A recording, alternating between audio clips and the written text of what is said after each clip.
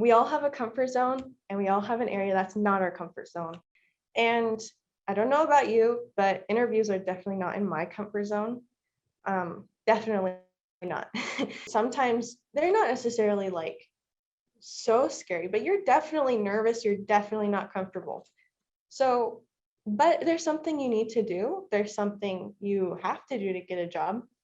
And so by practicing and doing them, you will get more comfortable, might not be the right word because you won't be fully comfortable, but you will get more comfortable with them. Asking for help is also very hard for some people. You're going to have to get used to it because when I got onto the job, one thing I realized was I just got an electrical engineering degree from WSU and I did well, and there's still so much to learn. And I sometimes felt like I didn't know anything, but that's how it is. There's so much to learn. And yes, I did learn. Yes, I learned the basics. And yes, what I learned was valuable. But there's so much more that you are going to ask for help and you are going to have to learn more.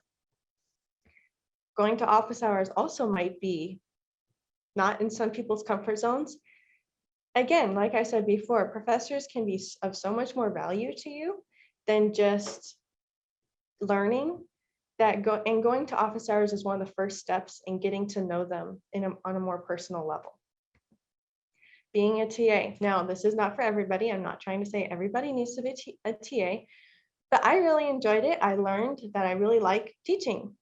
And whether I apply that now or later, we'll see. But it gave me experience. It was not always easy, but it gave me experience and it also taught me a lot. And giving presentations. When I got the email to ask if I wanted to do this presentation, wanted was actually not in that email. The word was willing.